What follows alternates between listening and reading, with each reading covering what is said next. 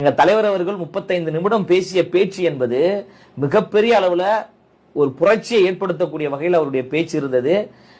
யார் எங்களை பார்த்து இவங்க சாதாரண ஆட்கள் என்று நினைத்தார்களோ அவர்கள் எல்லோரும் இன்று கதறி கொண்டிருக்கிறாங்க. முதலமைச்சரிலிருந்து அமைச்சர்கள் முதற்கொண்டு எல்லோரும் எங்களுக்கு எதிராக பேசிக் கொண்டிருக்கிறாங்க. எங்க தலைவர் தவறான வார்த்தை ஒன்றும் பயன்படுத்தல. எவ்வளவு விஷயங்கள் பேசினாங்க. இருந்தாலும் ஒரு முதல்வர் அவர்களை அங்கிள் அப்படின்னு கூப்பிடுறது நாகரிகமா? இப்ப எல்லாருக்கும் தான் முதல்ல நமக்கு பிடித்து சில விஷயங்கள் செய்யலாம், பிடிக்காமல் இந்த அரசு பல விஷயங்கள் செய்யலாம், பிடிக்காத விஷயத்தை பண்ணும்போது எதிர்க்கிறோம், அது மக்களை பாதிக்குதுன்னா. இருந்தாலும் அங்கிள்ங்கிற வார்த்தையை குறிப்பிட்டு ஒரு முதல்வர் அவர்களை குறிப்பிடுறது நாகரிகமான வார்த்தையா? இது முதல்ல அங்கிள் என்கின்ற வார்த்தை அநாகரிகமான வார்த்தையா? அப்படி இல்ல, கேஷுவலா பேசுற ஒரு பேச்சுல வளர்க்கக்கூடிய அங்கிள் என்கின்ற வார்த்தை ஒரு நாகரிகமான ஒரு வார்த்தை தானங்க, ஒரு மரியாதையான ஒரு வார்த்தை தானங்க. கூடுதலா பாத்தீங்கன்னா அது வந்து ஒரு உறவுக்கான ஒரு வார்த்தைங்க. அந்த வார்த்தையை தான் எங்க தலைவர் பயன்படுத்தி இருக்காங்க. இப்ப அரசியலுக்கு வந்ததுனால நீங்க அதை வந்து சர்ச்சை வார்த்தைன்னு சொல்றீங்க.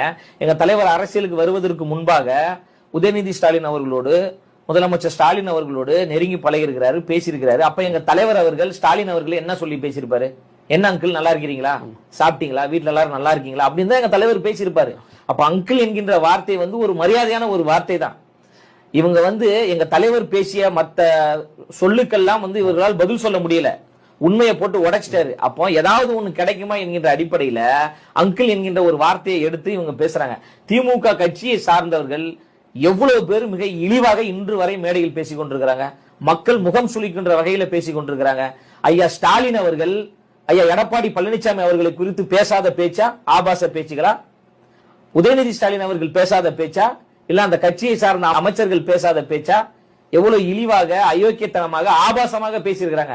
கடவுள்களை குறித்து கொச்சைப்படுத்தி அண்மையில கூட ஒரு அமைச்சர் பேசினாரு.